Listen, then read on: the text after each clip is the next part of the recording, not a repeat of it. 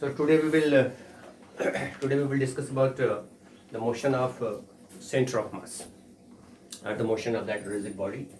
So we have the concept of center of mass as this is that rigid body, and we have this is made up of so many small particles of mass m1, m2, m3, m4, and so on. And this is the coordinate. This is x, y, z. And one center of mass, this is defined as RCM. So this RCM, it is equal to, in terms of individual particles, this is M1 R1 plus M2 R2 plus M3 R3 plus M4 R4 and so on, Mn Rn by this is M1 plus M2 plus M3 and so on, Mn. So if this mass of this body is capital M, then one can write this is summation of Mi Ri by capital. So this is the center of mass, and we have calculated center of mass for some symmetric body in the last lecture. So here in this lecture we will discuss about the motion of this rigid body. So motion of this rigid body, or this motion of center of mass, because this the properties of this rigid body in general, it is given by this center of mass. So the motion of center of mass. So this is the position, and we have a different definition of derivation for the velocities, acceleration, and the linear motion. So let's have the linear motion of this rigid body. This is one body which is moving with constant velocity v in a particular direction. So the first type of motion is translation motion we will discuss. So when we talk about this motion, then we calculate about its position. Position is already here. This is the position. And second, its velocity and its acceleration. And this velocity, this has defined as that instantaneous velocity as well as average velocity. And this acceleration is also defined as instantaneous acceleration as well as average acceleration. So in order to define this velocity, we will take the differentiation of this with time. So this velocity v, it is defined as dr by dt. This is instantaneous velocity. So, and second, this acceleration, this is defined as dv by dt. So this is d by dt multiplied by dr by dt, and one can write this is equivalent to d square r by dt square. So this is the general definition of velocity and acceleration in form of differentiation, which we have used in our I think third chapter. So now we will use this formula to find out that velocity of this rigid body. So first of all, we will take differentiation of this RCM with time. So by differentiating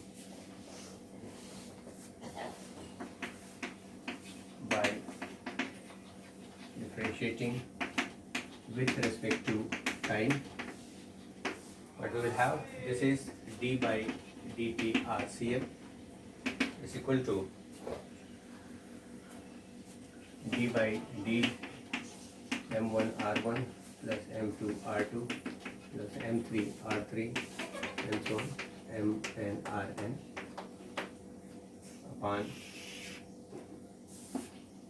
m1 plus m2 plus m3 and so on, mn, and this is equal to m is mass is constant, so this is m1 dr1 by dt plus m2 dr2 by dt plus m3 dr3 by dt and so on, mn drn by dt upon, one can write this mass is capital M, the summation of this. So this is equal to 1 upon m multiplied by, this is m1 and dr by dt is v1 plus m2 v2 plus m3 v3 and so on mn.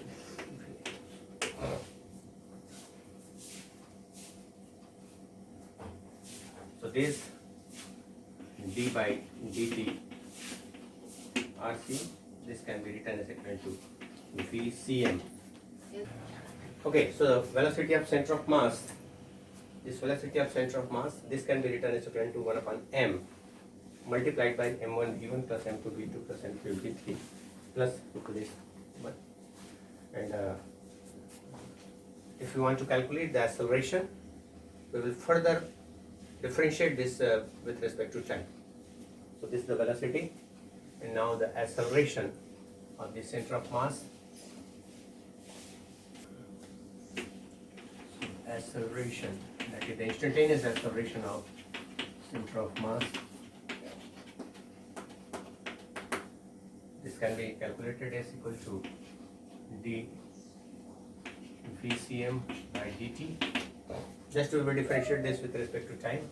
So this is 1 upon m and d by dt multiplied by m1 v1 plus m2 v2 plus m3 v3 and so on mn vn, and further we will differentiate like this. This is m1 dv1 by dt plus m2 dv2 by dt plus m3 v3 by dt d vn by dt. And one can write this as a 1 upon m multiplied by m1 a1 plus m2 a2 plus m3 a3 and so on to that.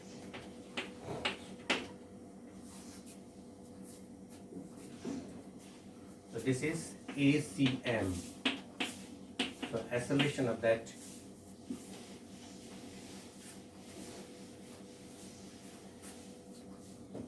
rigid body or that center of mass, this is equivalent to 1 upon m of the acceleration of mass m1 multiplied by acceleration of that individual particle, m2 multiplied by acceleration of that individual particle.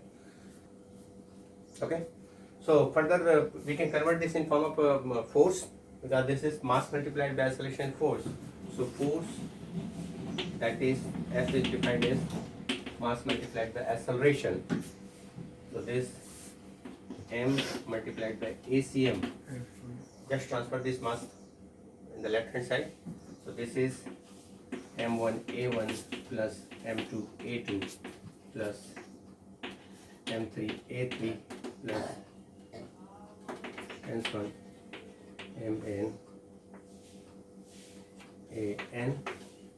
So this is total force on that center of mass Cm. So total force on this center of mass, this is equal to the summation of F1, F2, F3, F4 and so on. So we should write this in form of vector. Here F1, F2, F3, Fn, these are forces, but these are the resultant or the resultant force on individual particles. How can you say this is the resultant force? Let us think.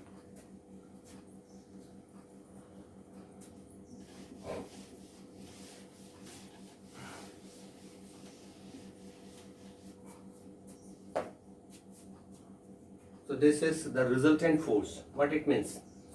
We can categorize this force as in two parts. So the force will be actually equal to the external force plus internal force. External forces, we are applying one force. This is external force. Internal force due to neighboring atoms, neighboring particles. So that this is external force applied externally. Internal force, this is that mutual force inside the body. So if we have so many particles, these are so many particles. This is one particles under consideration. So in this particle, one external force is already applied. This is that external force. But internal force, this is applied by neighboring atoms. This is one atom here, one particle here, another particle here, third particle here, fourth particle here, fifth particle here. Okay, so this particle is applying one force along this direction, this particle is along this particle will apply force along this direction, this particle will apply. Means each and every particles are applying force in their neighboring particles. So if one particle, this particle applying force to this will also apply the same force with this. And from Newton's third law of motion, we have that action and reaction in opposite direction. So that internal force, it is cancelled out. Or you can think, if this is one particle, this is another particle. This is applying one force. This is 1 and 2. So the force is, this is applied by F12. This is this one body. This is another body. Force applied by this force to this is F12, and this is also applying the same force, and that force will be in the opposite direction. That is F21. Okay, so this will cancel out. So the total resultant internal force, this is actually equal to 0 because of that equation. Is it clear? Okay, so this external force is externally applied, but that internal force, this is due to neighboring atoms, neighboring particles, and this internal force is cancelled out because of this Newton's third law of motion. If this particle will apply the force F1 to this particle, then obviously this particle will apply one force, that is F21, in the opposite direction, and the magnitude is identical. So the total resultant of the force, that will be 0. So the resultant force, internal force, is 0. So whatever force applied is F1, F2, F3, Fn. This F1 is individual force, resultant force on that particle 1. So if this is one particle, so many forces are there because numbers of atoms are there around that particular atom. So many forces are there, and but the resultant force, that will be denoted by F1 and F2, F3 and Fn up to n atoms. And this resultant force, this is actually the sum of this external force plus internal force, and internal force is cancelled out because of that Newton's third law of motion. Equal and opposite forces will be there, and the total force, that FCM we are defining, that is actually equal to F external. Why? Because internal force is cancelled out. And this is equal to, that is F1 plus F2 plus F3 plus F4 and so on, Fn. So this is that external force, and which is actually equal to, we have proved this is equal to F1 plus F2 plus F3 and that. We can also use that Newton's second law of motion, and we can define the term momentum. What is that? That force F is equivalent to rate of change of momentum. So all the equations we have used in motion, here we can use. So this is from Newton's second law of motion. What we have, this force, this is actually a rate of change of momentum. Okay, so the force is actually the rate of change of momentum. So we can convert this force in terms of momentum, and this is equal to dPcm by dt FCM. This is equal to dP1 by dt plus dP2 by dt plus dP3 by dt, and so on, and dPn. So this is equal to dPcm. Actually this is equal to that external force. So one can write, if external force is 0, means if there is no external force, then this d PCM by dt, which is equivalent to dP external by dt, this is equivalent to 0. There is no force, then one can write this, and what we will have, this dP1 by dt plus dP2 by dt plus dP3 by dt and so on, dPn by dt, this is equivalent to 0. So if there is no external force, then this rate of change of momentum, which is actually equivalent to force, this was 0, and one can write this is equal to d by dt, p1 plus p2 plus p3 and so on, it is equivalent to 0.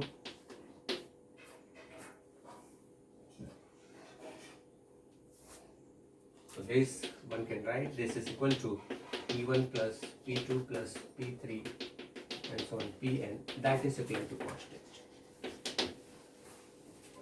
From the definition of derivation, we know if derivative of any physical parameter is 0, means that parameter is constant. So the sum of this momentum p1 plus p2 plus p3 up to a pn, that is equivalent to 0. So this is conservation of momentum.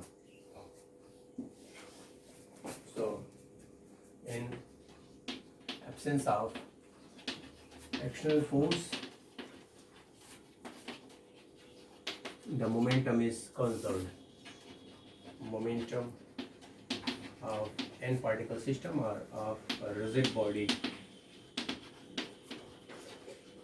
is conserved. Also we can write this in terms of velocity plus m2 v2 plus m3 v3, that is m and g and is constant.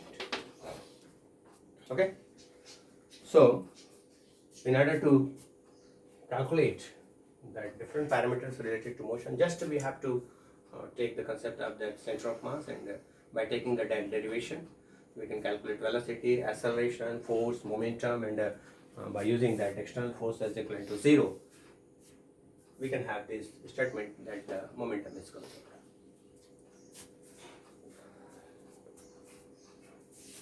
So this is the translation motion, and we will have some other type of motion in rigid body also. If this is that rigid body, this is that rigid body, and we are just fixing 2 points.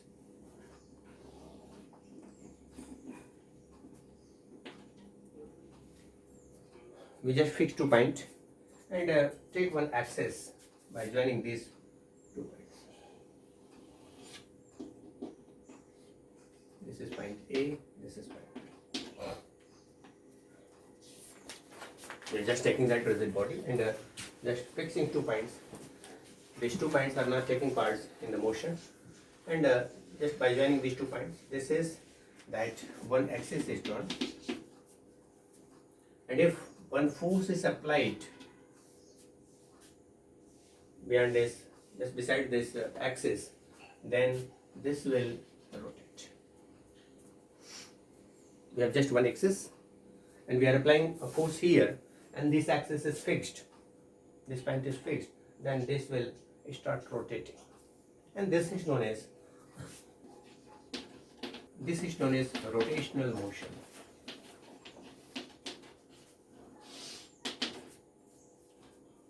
So rotational motion is actually the motion around a particular axis. This is the motion around a fixed axis.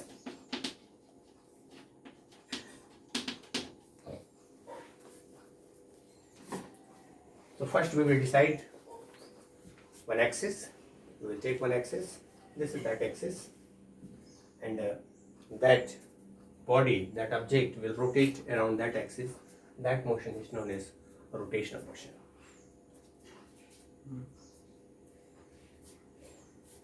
Okay, we have several examples. Rotational motion on the fan, there is one axis, so that the support point, that is the axis, fan is moving, and that is the rotational motion. Also that this door, This is also the rotation motion. That hinge, that point, that supporting point, this is that axis, and it is that should rotate. So as a whole, this is that rigid body. We are using one axis, and this is rotating around that axis.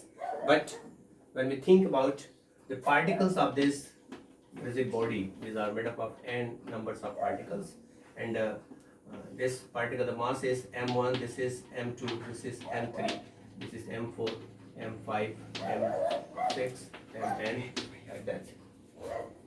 Then when we think about that individual particle, this particle which is at the distance of this r1, this will actually rotating in a circular path with a circular motion. So this is the circular motion of that particle. And the second one, this is that, and if this is at n, so this will also follow another circle. So any individual constituted particles, this will follow a circular path. So although that object, that body is in rotational motion, but individual particle is actually using that circular path, so it is in circular motion. And we have different parameters in the circular motion. One is angular velocity. We have this term in the circular motion. This angular velocity we have defined, if this is that circular path, and this is that radius r. At a particular time, one object is somewhere here. After some time, that object is here. This is position 1, this is position 2, and this angle is a theta or d theta. Then this angular velocity omega, this is generally we are talking about that instantaneous. Previous calculation also we have used that instantaneous velocity and instantaneous acceleration, because we are calculating that particular parameter at a fixed time. So this angular velocity, that omega, this is defined as d theta by dt. And we have also calculated this omega with velocity v, where this v, it is equivalent to omega r. This we have derived in circular velocity. So in form of vector, we will derive this in separately, but here this omega, this is equivalent to d theta by dt, and this omega can be written as equivalent to 2 pi nu, and this is equivalent to 2 pi by t, where nu is frequency,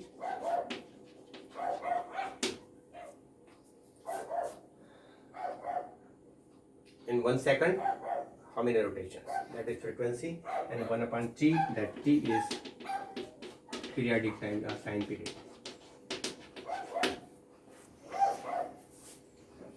Okay, so this omega, this is defined as d theta by dt. This theta v is equal to omega r, and further we can have this angular acceleration.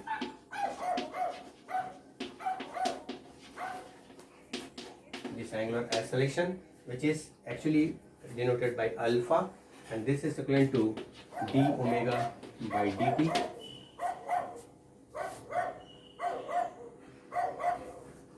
Okay, and this is equal to d by dt, d theta by dt, and which is equal to z square theta by dt. Double differentiation of theta, that is that angular acceleration. So in pure angular velocity, we can have this angular velocity omega in the rotational motion. So this is that angular velocity and angular acceleration, and we can use this for a rigid body, because in the rotational motion, if we take this is that initial position of that body, and this is that axis, and if after some time its position is like this is that second position, it is rotating in this direction. So if we are taking this as an axis, this is as axis, and that object is rotating around that axis, this is the initial position. But after some time, if this angle is d theta, then we can define this omega, that is equivalent to d theta by dt. So that similar equation, whatever we have used in circular motion, we can use here. If this omega is d theta by dt, then we can have this alpha is equivalent to d omega by dt also. So that angular velocity as well as angular acceleration we can use in the rotational motion also. Here this nu is the angular frequency and that's your t is the time period. And also for the rotational motion we can use that equations of motion. So equations of motion, first equation of motion in translation motion, in the translation motion.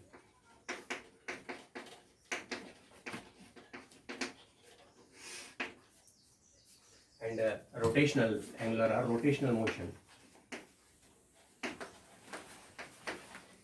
The corresponding parameters in translation motion, that is initial velocity is taken as u, final velocity is taken as v, acceleration is a, and time t, and the displacement s. We have these parameters in translation motion. In rotational motion, that initial angular velocity, let us take omega naught, and the final angular velocity, that is omega. Alpha, it is taken as alpha, that linear, this is linear moment acceleration, that is the angular acceleration, and this t is still t, and that s, that displacement, this is the angular displacement theta. So here this is initial velocity, initial, this is final, this is acceleration, this is time, and this is displacement. Just use that prefix angular. Here this is angular initial velocity, this is angular final velocity, this is angular acceleration, time is just time, and this is angular displacement theta. So that derivation method is same, but we have used in during that derivation of equations of motion. The first equation of motion is that first equation, this is v is equal to u plus at. We have derived this from the definition of this acceleration. Acceleration is a is equal to dv by dt, and this v is equal to a multiplied by dt, and just we have integrated this. So this dv, so integration of this dv, this is integration of this dt, and that t is taken as from 0 to t, and this is taken from u to v. Here also we can take that relation will be omega t. In place of v we will take omega. This is omega naught plus alpha t. Just replace a by alpha, and the method will be same. We will take that definition of angular acceleration alpha, and this is equivalent to d omega by dt. So this alpha t, that is the d omega, this implies the d omega is equivalent to alpha dt. Just integrate this from omega naught to omega. This is equivalent to integration of alpha dt from 0 to t. So initial time is taken as 0 and final time is taken as this. So this is omega, limit is omega naught to omega. This is alpha t from 0 to t, and this is equal to omega minus omega naught, it is equivalent to alpha t, and this is omega, it is equivalent to omega naught plus alpha t. So the method of derivation will be same, and just taken this as an example, and but just you have to take you have to use these parameters in that rotational velocity. So the second equation of motion, that is s, it is equivalent to ut plus half at square, and this is just derived from the definition of this displacement and that velocity.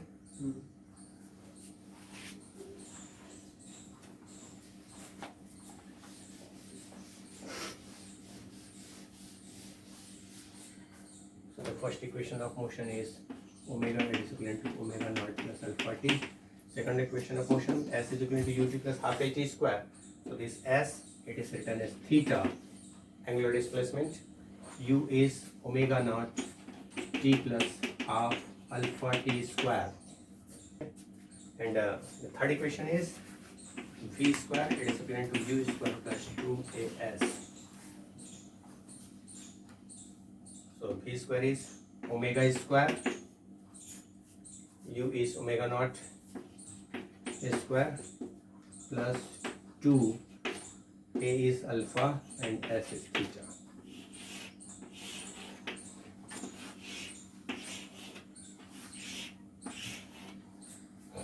So this is the rotational motion, and we can use that equations of motion in rotational motion also. And we have the combination of these two we can have. If this is that body moving with a particular direction, this is pure translation motion. This is pure translation motion. Each and every particles are moving with the same velocity in the same direction. Pure translation motion. This is that body moving along axis. This is the axis. This is pure rotational motion. This is pure rotational motion. Second, this is that body rotating is the particular axis, but moving also in a specific direction. Means this axis is not fixed. This axis is in the translational motion. This is the combination of rotational with translation motion.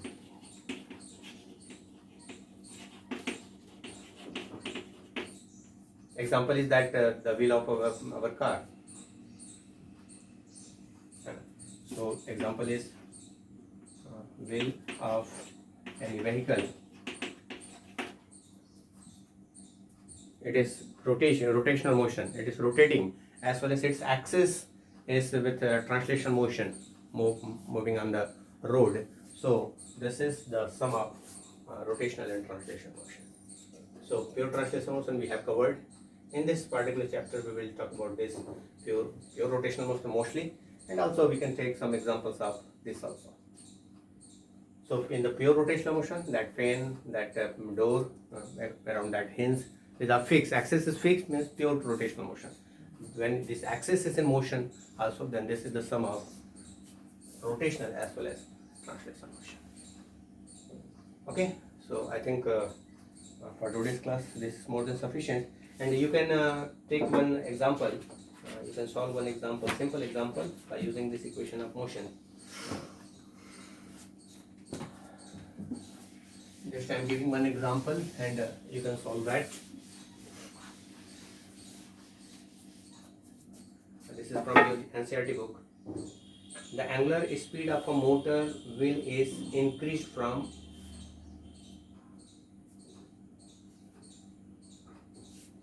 1200 RPM to 3100 RPM in 16 seconds. So the angular speed of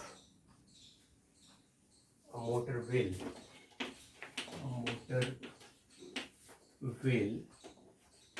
is increased from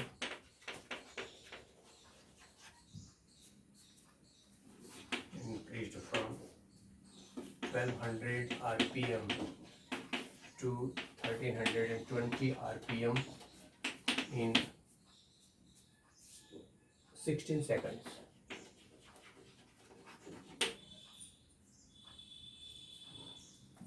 You have to calculate what is the angular acceleration alpha,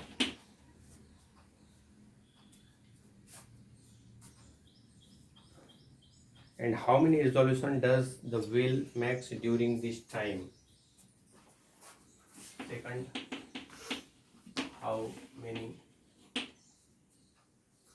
revolution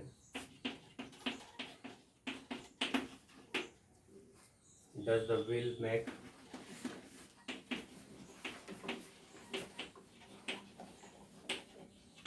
in this time.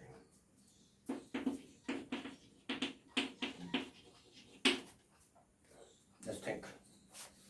It is given as RPM, and you have to calculate this omega. You have to use that equations of motion. So first of all, you have to calculate omega. RPM, rotation per minute. So first you have to calculate this in rotation per second. RPM is rotation per minute. So per second, you have to divide this by 60. You have to divide this by 60. So that will be rotation per second. And that is actually the frequency. So you have to calculate, you have to take omega, that is equivalent to 2 pi nu. This is the formula. Rotation per second, this is actually the frequency. Okay, so first you have to calculate rotation per second. That is actually the frequency. So initially that is nu naught, so you have to omega naught. And this is 1320. This is final frequency is there. So this is omega. So this will give that omega naught. This will give that omega. Time is here. You have equations. You can calculate theta.